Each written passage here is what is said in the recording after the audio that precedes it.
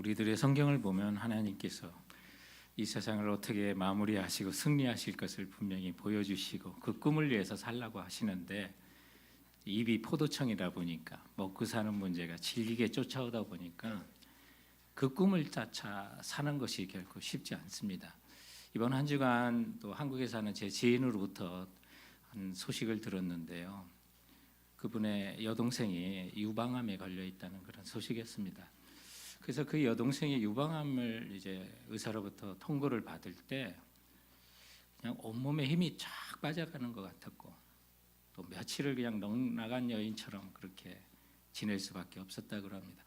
그러나 고민 끝에 이제 수술을 받기로 결정을 하고, 또 수술을 받으려고 하니까 이제 집을 며칠간 비워야 되기 때문에 할 수 없이 연로하신 양가 부모님께 이제 말씀을 드려야 되기 때문에 친정 어머니께도 전화로 말씀드리고, 또 시어머니께도 전화를 드려서 병원에 가야 된다는 사실을 알려게 됐는데, 특히 시어머니께 전화를 드리면서 울음이 나와서 참지 못하고, 어머니 저 유방암이래요, 지금 병원에 가요 라고 울먹이면서 그렇게 말을 전했는데, 그 시어머니로부터 들려왔던 그 답이 다음과 같은 답이 왔답니다. 그럼 애비 밥은? 이라고 하는 답을 했답니다. 좀 슬픈 소식이었고 또 가슴이 멍한 슬픔이 느껴지지만, 돌아보면 우리가 꿈보다는 먹고 사는 문제가 그만큼 질기고 참 중요하구나라는 생각을 합니다. 그러나 주님께서 과연 그것을 우리에게 원하실까? 오늘 주신 본문을 보면 하나님께서는 주께서 약속하신 하나님의 백성에 대한 그 미래와 꿈을 아브라함에게 보여주시고, 그것 때문에 갈대아 우르에서 아브라함을 지시할 땅으로 가라고 하셨다는 그 내용은 갈대아 우르에서 그저 먹고 잘 사는 생존을 위한 인생이 아니라 하나님이 지시하시는 그 약속을 따라가는 꿈을 꾸는 인생을 위해서 그를 불러주셨고요. 그래서 마침내 그 땅에 도착했는데 그것이 거저 얻는 땅이 아니었고, 아모리라고 하는 족속이 살고 있었고, 두려움이 있었고, 나이는 차가는데 자녀는 없는 가운데 여전히 주님의 약속이 그 꿈이 될 수 있을까라는 걱정이 있었기 때문에 오늘 주님과 대화하는 이 모든 말씀을 통해서 창세기 15장 전체를 우리가 한번 다뤄보면서 여기에 주시는 하나님의 말씀을 우리가 찾아보고자 합니다. 그래서 우리도 주님이 약속하신 그 미래를 향해서 그냥 먹고 사는 문제에 대해 허덕이지 말고 주님이 보여주는 그 꿈을 좀 쫓아서 꿈을 먹고 사는 우리 성도들이 되고자 주가 약속하신 미래를 향하여 오늘 주시는 교훈을 찾아보고자 하는 것입니다. 오늘 말씀이 주는 첫 번째 교훈이 있다면, 미래를 향한 두려움과 인간적인 시도들이 모든 사람에게 있다는 걸 먼저 기억하시기 바랍니다. 미래는 다가올 일이기 때문에, 보이지 않기 때문에 두렵습니다. 그러나 주님은 명확한 계획을 갖고 계시는데 그 일을 알 수 없기 때문에 사람이 두려운 거예요. 그리고 하나님이 주마하셨고 또 우리에게 말씀으로 약속하셨지만, 그걸 얻는 데 있어서 하나님의 방법보다는 인간적인 시도들을 많이 하게 돼요. 그러면서 하나님의 뜻을 더 알아가는 거죠. 오늘 본문에 나오는 아브라함은 믿음의 조상이라고 하는 분인데요. 아니, 믿음의 조상이라는 분도 이렇게 인간적인 시도를 할 수 있을까? 또 두려움이 있을까? 예, 두려움이 있다는 거예요. 우리도 그런 보이지 않는 앞으로 하는 일에 대해서, 먹고 사는 일에만 집착하는 이유가 뭔지 아십니까? 미래에 대한 두려움이 있고요. 확실치 않으니까 보이지 않는 것처럼 두려움이 또 찾아오게 되고, 그 일을 또 살아가다 보면 세상적이고 인간적인 시도들을 할 수 있는데 이런 일들이 우리에게도 있겠구나라는 사실을 보여주는 말씀이 오늘 본문 1절부터 이렇게 시작합니다. 이후에 여호와의 말씀이 환상 중에 아브라함에게 임하여 이르시되, 아브라함아 두려워 말라, 나는 내 방패요 너의 지극히 큰 상급이니라 라고 말씀합니다. 아브라함에게 두려움이 있다는 거예요. 근데 오늘 1절 말씀해 보니까 이후에라고 하는 말입니다. 그렇다면 앞에 있는 14장과도 연결이 있습니다. 우리가 지난주까지 살펴본 것처럼 아브라함이 이제 큰 전쟁을 치르고 조카 롯을 찾아왔습니다. 지금의 이란과 시리아 이런 지역에 있는 큰 군대를 물리치고 왔습니다. 소수기 때문에 야간에 공격해서 많은 숫자를 이기고 지금 돌아왔는데 이 일 후에라고 하는 그 말에는 그들로부터 보복이 또 두려울 수도 있다는 사실을 우리는 충분히 알게 됩니다. 밤이라서 숫자를 알지 못했는데 그들이 훨씬 많은 숫자고, 또 지금은 승전하면서 기쁨으로 돌아왔지만 그들이 어떻게 전열을 가다듬어 다시 돌아올 줄 모르는 그런 두려움이 있었던 거죠. 그리고 오늘 2절 이후에 있는 말씀에 보니까 하나님은 그 땅을 자기와 자기 자손들에게 주마라고 약속은 하셨는데 지금 나이가 85세를 넘어가는데 자식도 없다는 거예요. 그러니 걱정이 안 되겠습니까? 그래서 나오는 믿음의 조상이라고 하는 아브라함이 하나님께 말하는 것을 보면, 간구하는 걸 보면 인간적인 시도들을 이렇게 하게 됩니다. 당연한 것이 우리에게도 그런 일들이 얼마든지 있을 수 있습니다. 당시의 자녀들은 그야말로 노후 대책이고 보험이었습니다.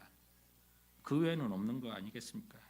정말 자녀들이 많으면 자랑과 같은 상급인데 그 자녀들이 보이지 않으니까 두려운 거 당연하죠. 그러니 하나님께서 내가 너의 방패요, 상급이 지극히 큰 상급이 되어주겠다고 약속하시니까 얼마나 든든합니까? 그러면 될 것 같은데 거기서 이제 자기 생각이 나옵니다. 인간적인 시도들을 합니다. 우리도 얼마든지 그럴 수가 있다는 걸 보여주는 거죠. 그래서 2절 말씀에 보면 아브라함이 이르되 주 여호와여 무엇을 내게 주시려 하나이까? 나는 자식이 없사오니 나의 상속자는 이 다메섹 사람 엘리에셀이니라. 아브라함이 자식을 낳을 수 없게 되자 양자, 그러면 주님 이 양자를 통해서 큰 민족을 이뤄달라고, 그 중에는 그래도 제일 믿는 엘리에셀을 추천한 것 같아요. 당시에 종을 양자로 삼아 상속할 수도 있었기 때문에 이런 배경이 나왔던 것 같습니다. 그래서 아브라함은 하나님, 오늘 그 다음에 3절에도 보니까 내게 친자식이 없으니까 이 엘리에셀을 상속자로 삼아서 그로 하여금 큰 민족을 이루어 주소서라고 하는데 하나님께서 단칼에 거절하십니다. 너의 씨앗으로 너의 자손으로 말미암아 그것을 이루겠다고 말씀하시는 것입니다. 이후로도요, 아브라함이 끈질기게, 그리고 아브라함의 아내인 사라까지도 하나님의 약속을 기다리지 못하고 인간적인 시도를 해요. 세상적인 시도를 하는 거예요. 그 아픔이 지금 유대인들에게 지금까지도 중동 전쟁으로 이어지고 있는 것을 보게 되면 우리 오늘 살아가는 성도들 그렇습니다. 그냥 먹고 사는 게 그냥 푹 빠져 살든지 아니면 주님의 꿈을 쫓아가는데 그 일을 위해서 인간적인 방법을 수도 없이 시도하고요. 근데 우리가 아는 게 뭡니까? 그게 지름길이 아니었다는 거 깨닫지 않습니까? 하나님의 약속대로 그냥 직선직으로 순종하고 나가는 것이 가장 빠른 길이었는데 그냥 인간적인 시도와 세상적인 방법을 하다 보니 돌고 돌아가는 거 있구나. 믿는 사람들은 나중에서 그걸 뒤늦게 깨닫는데 아브라함에게도 마찬가지입니다. 사랑하는 성도 여러분, 오늘 우리에게 약속하시고 우리의 모든 것에 정말 그 약속을 따라 살아가고 먹고 사는 문제를 정말 뒤에 두고 주님의 꿈을 향해서 우리가 쫓아가는 자에게는 하늘과 땅의 권세를 가지신 주님이 우리와 함께 하신다는 그 믿음 가운데 쫓아갈 수 있는 우리 성도들 되시길 주님의 이름으로 축원드립니다. 우리 주님이 제시하신 미래를 향해서 좀 꿈을 먹고 살기 위해서 오늘 본문이 가르치는 두 번째 교훈이 있다면 그거는 미래를 향한 우리의 대가가 있습니다. 그거는 기도하시고 간구하시고 약속하신 주님을 굳게 믿는 그 믿음. 그래서 미래를 위한 대가는 기도하시면서 믿으세요. 기도가 반복되면요, 하나님 뜻에 가까워집니다. 처음에는 인간적인 시도를 가지고 주님께 대화하기도 하고 나가기도 하고 그러는데요, 이거 기도와 간구가 반복되다 보면 하나님의 계획을 더 확실히 알아가고 나를 위한 하나님의 미래의 그 계획을 위한 구체적인 계획들을 우리가 더 알아가게 돼요. 여러분은 무슨 방법으로 하나님과 지속적인 관계를 가지십니까?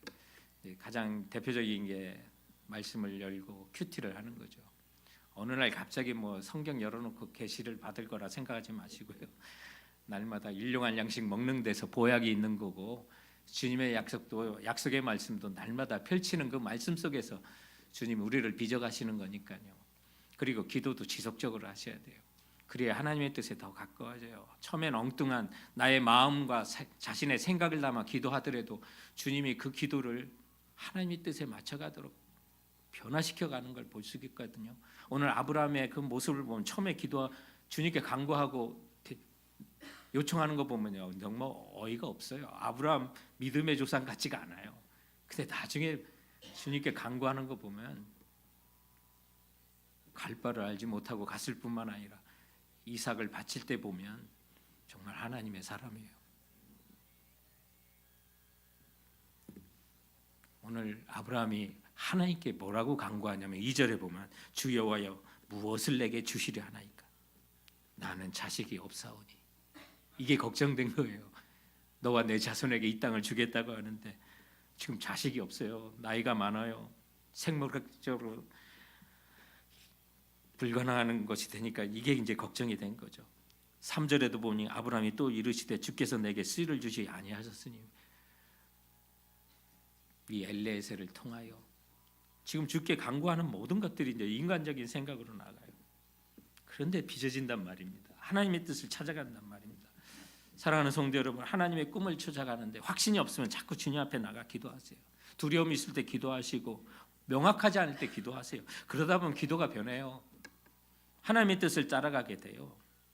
하나님의 음성을 또한 들어요. 말씀을 통해 기도의 마음속에 들려오는 음성을 통해서 듣기도 하고요. 오늘 본문에 보면 아브라함이 하나님의 뜻을 알아갑니다. 4절 말씀에 보면 하나님은 내가 기른 자가 아니라 내가 낳은 자에서 너의 상속자가 되리라고 말씀하고 있습니다. 아브라함을 보시면 그것으로도 부족하니까 하나님께서 그를 밤중에 끌고 나가서 하늘의 별을 보여주시고 시청각 교육을 하시는 거예요.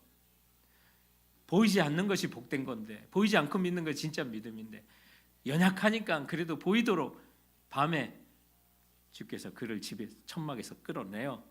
하늘을 보게 하시면서 5절 말씀에 보니까 하나님께서 그를 이끌고 밖으로 나가 이르시되 하늘을 우러러 무뼈를 셀 수 있나 보라. 또 그에게 이르시되 내 자손이 이와 같으리라. 이제 상상이 됐을 거예요. 지금 한 자녀도 없는 사람에게 주님께서 무별들을 보여주면 저거 한번 세볼 수 있냐? 가장 밝은 거 한두 개 셌을지는 모르겠습니다만 그걸 어떻게 셉니까? 셀 수가 없는 거죠. 그랬더니 자기 마음에 확신으로 다가온 거예요.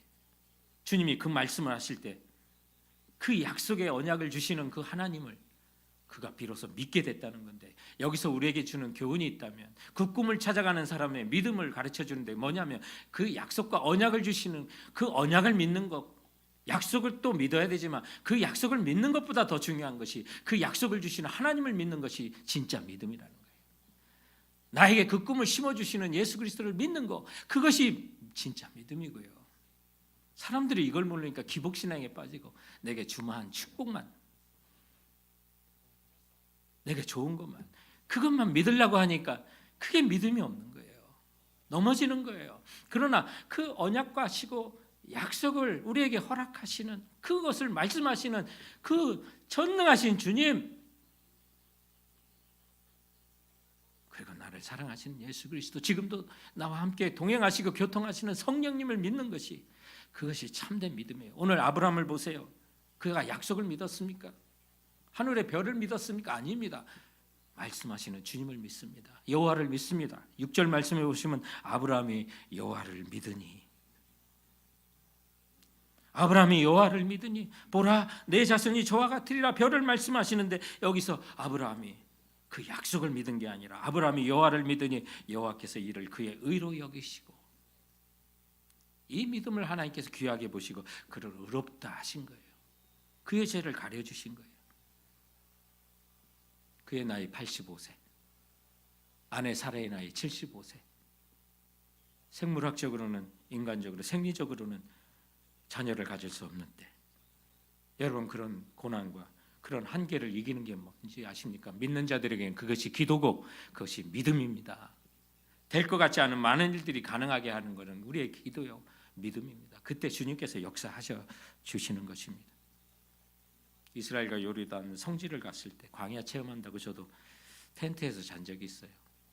우리 성도님들 모시고 갔을 때도 그래서 광야에서 하루를 텐트에서 자게 했어요. 불편하지만 전기가 없는 그 깜깜한 시대에 하늘을 나가 하늘을 보면요, 그냥 구름이 떠 있는 것처럼 보이는데 그게 구름이 아니에요. 은하수예요. 불빛이 많은 곳에서 우리가 별이 잘 안 보이는데 그 당시 아브라함이 이 모습을 봤겠구나, 감동이 밀려오더라고요. 바로 저런 거다. 주님의 약속이 확실하게 시청각적으로 보여주시면서 너의 자손이 이와 같을 거야 라고 했을 때 그 확신을 가졌을 때 그 약속을 믿는 것이 아니라 약속하신 하나님을, 여호와를 믿으니 주께서 그를 의로 여기셨다라고 합니다. 오늘 우리가 이렇게 예수 믿는 것도, 우리나라가 이렇게 교회가 곳곳에 십자가가 서진 것도 이런 약속을 믿고 약속을 주시는 분을 굳게 믿었던 믿음의 조상들이 있었기 때문에 우리가 은혜를 받는 거고 그분들에 대한 우리가 빚을 진 거예요. 한국의 기록에 보면 우리 조선 땅에 가장 먼저 도착했던 개신교 선교사가 영국에서 출발한 토마스라고 하는 선교사님이었어요. 이분은 오셔서 뭐 제자 훈련도 못 하시고 그냥 오시자마자 돌아가셨지만 한국에 대한 꿈을 가지셨던 분이에요.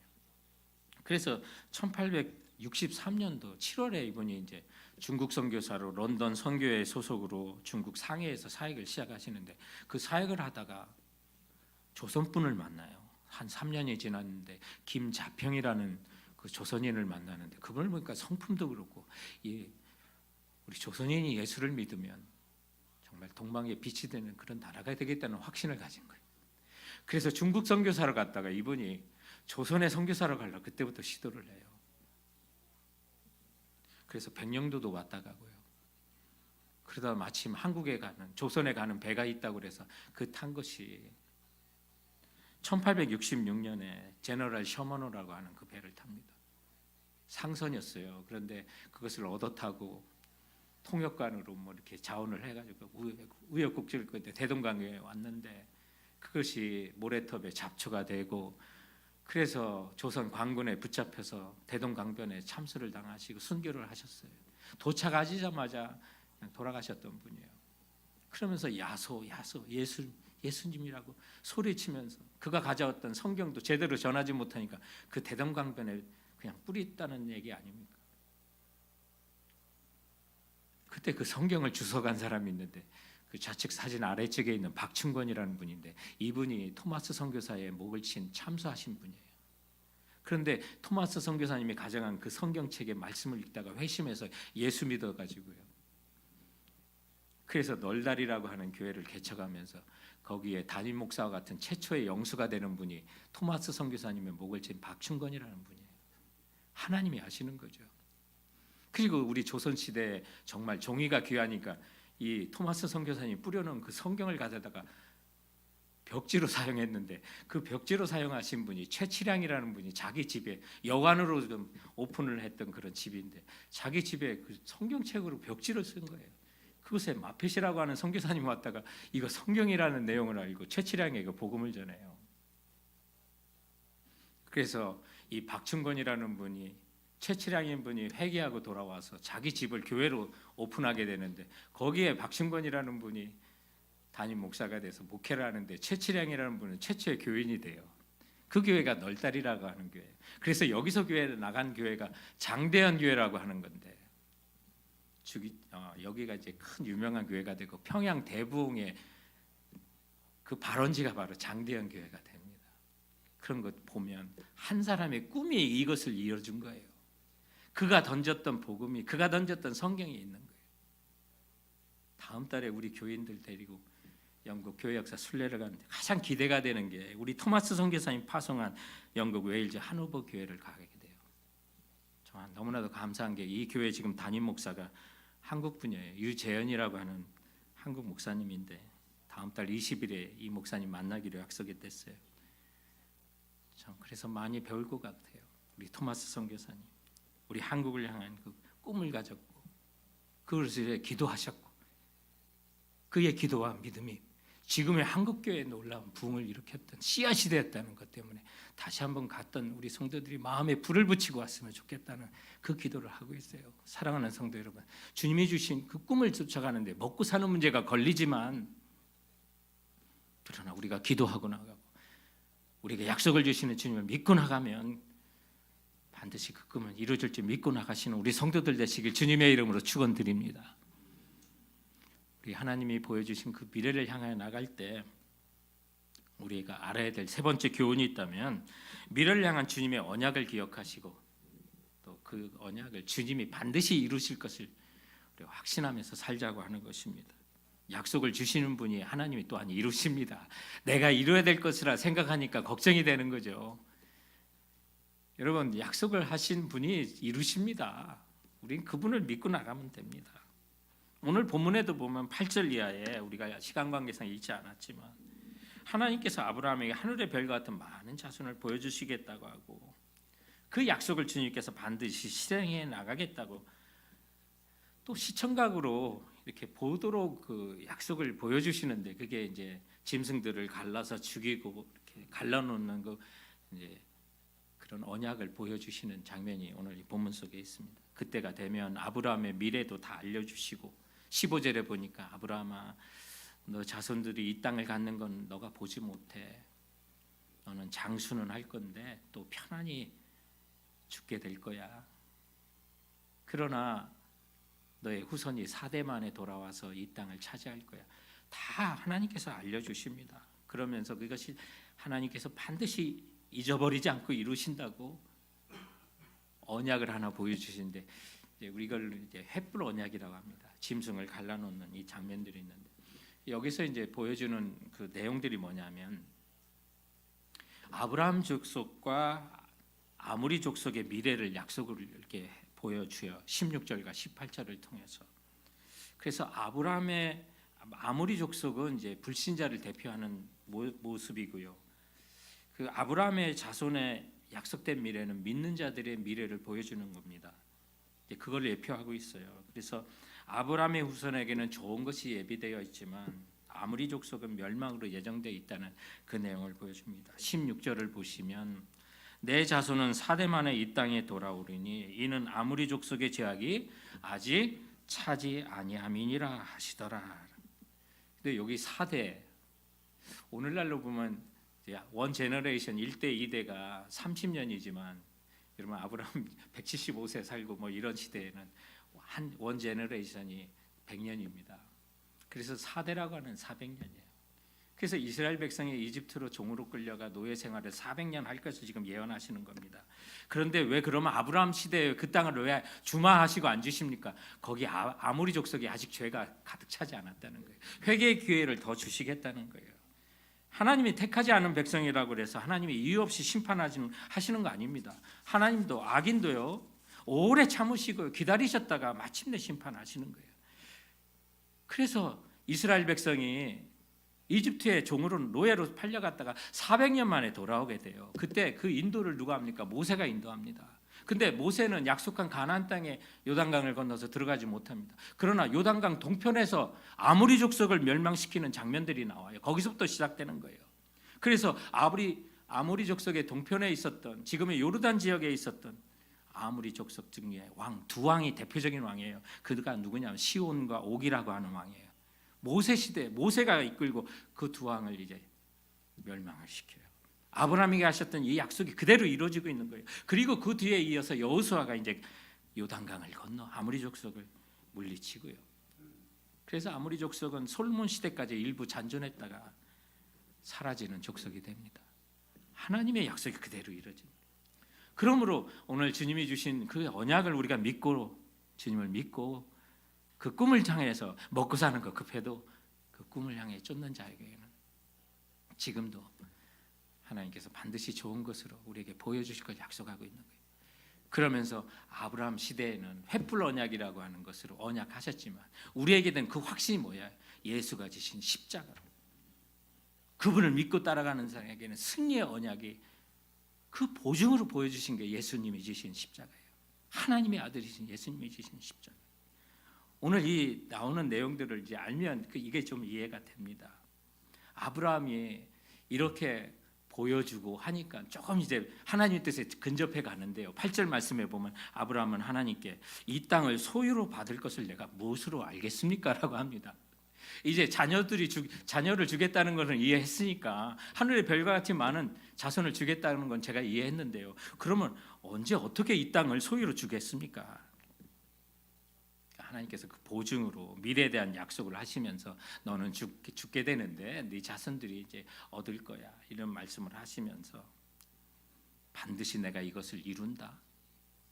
반드시 너에게 주겠다. 그 언약으로 오늘 이 본문 이제 보면 3년 된 암소 또 3년 된 암염소 그런가 하면 수컷은 이제 양을 3년 된 수양을 그리고 산비둘기와 집비둘기 새끼를 잡아 둘로 쪼개는 거예요. 그 쪼개를 가운데를 잘라서 벌려놓는 거예요. 이해하십니까? 그래서 짐승들을 죽여 가운데 쫓는 거예요. 근데 이것이 고대 중동 지방에 있었던 계약의 방법이에요. 뭐 계약서도 없고 사인도 없고 도장도 없던 시대에 그들이 계약을 하고 중요한 거 할 때는 짐승을 죽여놓고 해요. 그래서 계약하는 당사자들이 그 안에 지나가는 거예요. 우리가 이 약속을 지키지 않으면 이 짐승처럼 죽음으로 갚겠다고 하는 어마어마한 그의 계약이에요. 옛날 고대의 그 계약입니다. 지금도 남아있는 이런 언약을 바탕으로 한 계약이 하나 있어요. 그게 오늘 본문에서 나온 기독교 배경에서 나온 서양 결혼식이 바로 그겁니다. 괜히 신랑 신부 측 갈라놓고 부조 받으려고 갈라놓은 거 아닙니다. 이런 의미가 있습니다. 그래서 신랑 측 신부 측이 그 좌석에 앉아 있는 건 하객들이 앉아 있고 결혼식을 마치고 신랑 신부가 그 가운데를 걸어가면서 딴딴따란 하면서 걸어가는 게요. 중요한 의미가 있는 겁니다. 이 결혼을 어길 때는 죽음이라고 하는 그 뜻이 있어요. 그래서 결혼식은 뭐 이벤트, 뭐 특송을 누가 하고 뭐 전혀 중요한 게 아닙니다. 가장 중요한 게 결혼식의 꽃은 서약입니다. 그래서 신랑 아무개는 신부 아무개를 아내 좀 맞이하여 검은 머리가 팥뿌리가 되도록 아플 때나 슬플 때나 이 여인만을 아내로 맞이하여 사랑하고 죽음이 우리를 갈라놓을 때까지 사랑하겠습니까? 거기서 가장 중요한 게 죽음이. 왜 그 죽음이 나옵니까? 이 3년 된 재물들을 갈려놨던 그걸 말씀하고 있는 것입니다. 그래서 결혼식도 언약이지 계약이 아닙니다. 칸트랙이 아닙니다. 당신 그렇게 나오면 나 이렇게 나갈 거야. 그게 계약입니다. 근데 언약은 일방적입니다. 상대방의 행동과 관계없어요. 신실하게 지키는 거예요. 오늘 주님께서 보이시는 이 모습이 횃불 언약이라고 하는데 그게 언약이 뭐냐면 주님 약속하신 그분이 신실하게 이루시겠다는 거예요. 우리와 관계없이. 그래서 히브리 말로요. 이 쪼갠다, 자른다, 찢는다는 말이 언약을 맺는다는 말과 동의어입니다. 그래서 자르다, 찢다라고 하는 카라트가 언약과 계약을 뜻하는 베리트라는 말입니다. 그래서 히브리 사람들은 언약을 맺는다고 하지 않고 언약을 자른다라고 하는 그런 표현을 지금도 씁니다. 자, 이렇게 되면 성찬식에서 떡을 자르는 것, 떡을 떼어 새 언약이라 한 거 이제 이해가 됩니다. 좀 더 이해가 됩니다. 주님께서 일방적으로 그들과 합의한 것도 아닙니다. 그냥 일방적으로 마지막 만찬에 주님께서 떡을 떼어 그들에게 나오셨습니다. 그리고 그들에게 주셨습니다. 이것은 너희를 위한 내 새 언약이라고 하시면서 너를 위하여 주는 내 몸이라고 그 떡을 찢어 주신 것도 오늘 그걸 예표합니다. 이제는 3년 된 수양이 아니라 공생의 3년을 사시고 십자가에 그 몸 찢기신 예수 그리스도께서 그 언약을 베풀어 주시는 것입니다. 두려움 가운데 있죠. 먹고 사는 것이 정말 우리에게 중요합니다. 꿈을 쫓기에는 너무 어려운 세상 살고 있습니다. 그러나 오늘 본문에 보면 12절에 해질 때 아브라함에게 깊은 잠이 임하고 큰 흑암과 두려움이 그에게 임했다고 했습니다. 왜요? 우리가 걱정될 때 잠을 자도 설자고요. 자는 것 같지 않고 일어나 보면 그냥 밤새 잠도 못 잔 것 같고 미래에 대한 불안함이 있을 때 이런 일들이 있지 않습니까? 자다가도 번뜩번뜩 깰 때가 있지 않습니까? 더군다나 어두웠고 더군다나 추웠고 두려움이 임했을 때 그에게 가장 따뜻한 것이 무엇입니까? 불 아니겠습니까? 횃불입니다. 그래서 오늘 횃불이 그 사이에 지나갔다고 17절에 보면 따뜻한 하나님의 임재를 상징하는 횃불이 쪼갠 고기 사이로 지나갔다고. 사실 엄격히 말하면 쌍방 언약이면요 아브라함과 그 횃불이 같이 지나가야 됩니다. 근데 아브라함은 지켜보는 가운데 하나님의 임재의 상징인 횃불만이 그 가운데로 지나가는 것입니다. 하나님 스스로 그 언약을 지키겠다는 것입니다. 이것이 옛 언약입니다. 구약입니다. 그런데 주님께서 새 언약을 베푸셨습니다. 그것을 십자가에 새겨주신 것입니다. 그리고 사흘 만에 부활하셔서 그분을 따라가는 삶에게 이와 같이 반드시 의가 이루어지고 승리가 이루어진다고 보여준 게 주님의 부활이 바로 그것입니다. 사랑하는 성도 여러분, 이 땅을 살면 정말 밥은 어떻게 할까? 그게 걱정되죠. 일상에 쫓아다니는 문제가 먹고 사는 문제입니다. 그러나 주님께서는 이 세상을 어떻게 인도하실지, 땅끝까지 복음이 어떻게 증거될지, 그 가운데 어떤 사람을 부를지 성경에 새겨주셨습니다. 그리고 우리를 그 주님이 약속하신 그 미래를 향해 우리를 초청하십니다. 우리 시대에 이루어지지 않을 수도 있습니다. 우리가 편안히 주님 앞에 돌아가고 우리의 후손들이 그 땅을 차지할 수도 있습니다. 그러나 주님께서 약속하신 그 십자가를 붙들고 그 언약을 베푸신 예수 그리스도를 지금도 믿고 의지하고 하나님이 주신 그 꿈을 따라서 우리가 지금 일생을 살아간다면 마침내 나와 내 자손들이 주님의 약속하신 이제 아버지 족속을 무찌르는 것이 아니라 주께서 언약하신 영원한 하늘나라, 그 나라를 우리에게 유업으로 상급으로 우리에게 베풀어 주실 줄 믿고 나가는 우리 성도들 되시길 주님의 이름으로 축원드립니다. 자, 이와